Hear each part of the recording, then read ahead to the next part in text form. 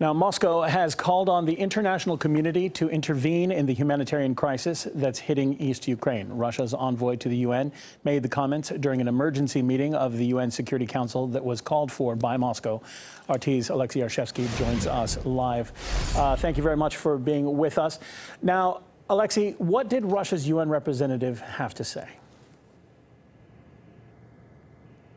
Well, the situation is getting grave every day. That's according to Russia's envoy to the United Nations, Vitaly Churkin. There's a general acknowledgement in the United Nations, as we could have heard from that meeting, that the situation is a full-blown war at the moment, with more and more casualties every day, more and more IDPs every day, and civilian residential areas being bombarded and destroyed by the Kiev military forces. What Vitaly Churkin, the envoy of Russia to the United Nations, offered is international intervention into this humanitarian catastrophe. First of all, that would involve convoys with humanitarian aid, internationally supervised and internationally monitored, moving from Russia to Ukraine. Because, as I've said, and as Mr. Churkin underlined, the situation is getting serious with every day. Let's listen to what Russia's envoy had to say.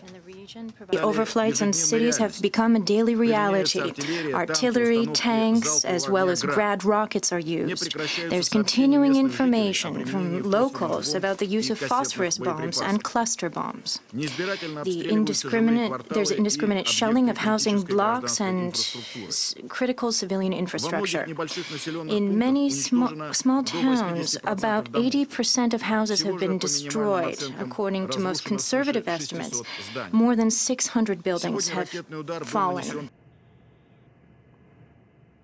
It's worth mentioning as well that while representatives of Russia, China, Chile and UN officials on humanitarian affairs were talking about the grave humanitarian situation, representatives of France talked about further sanctions against Russia, and envoy of the United States said that there's no need for more international help at the site, at the scene, at the eastern Ukraine, because people from international organizations are already there. They just need access to the sites, and that it is up to Russia to provide that and to stop this fighting in eastern Ukraine. We'll see how it goes, because the meeting is still continuing. We'll obviously hear more statements from all sides involved in this discussion. All right, RT's Alexei Yarshevsky there for us live from New York. We know that this story is always developing, and you'll be staying on top of it as the situation changes throughout the evening. Now, the small town of Snezhnaya in eastern Ukraine has come under heavy artillery fire.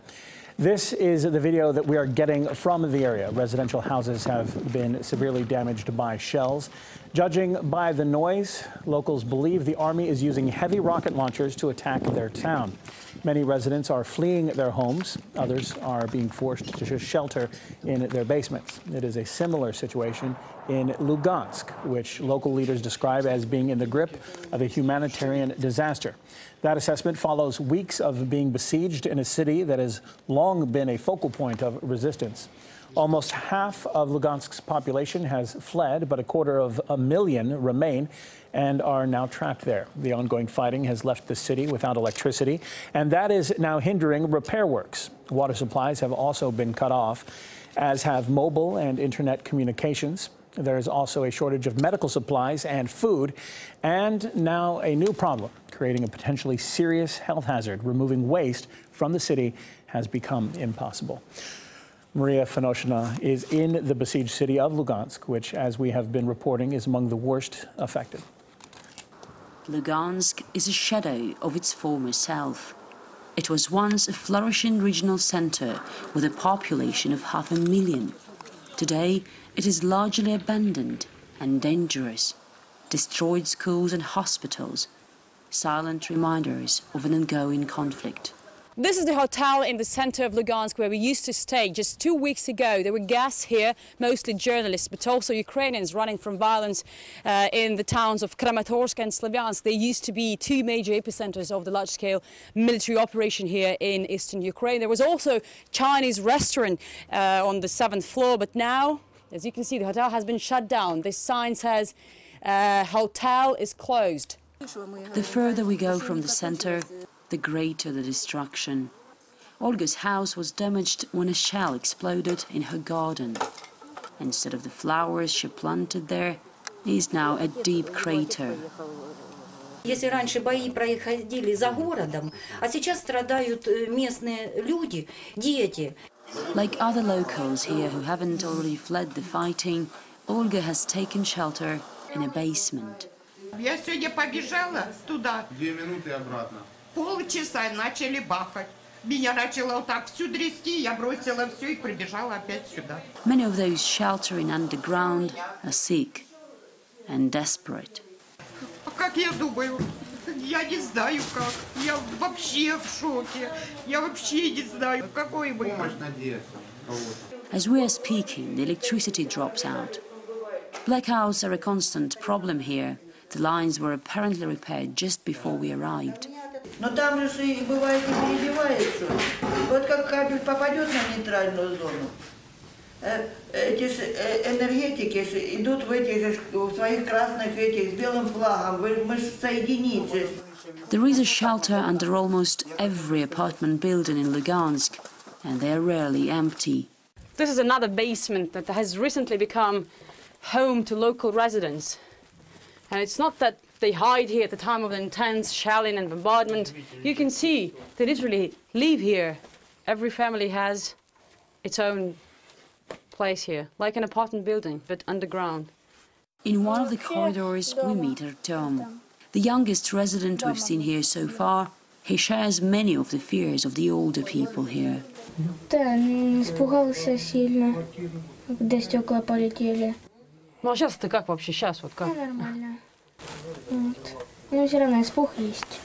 At 9 p.m. every day, people in different basements recite the same prayer. They ask for God to protect them and bring them peace. But as the shelling continues around them, the furthest they dare to plan ahead is tomorrow, when they say they will meet here again.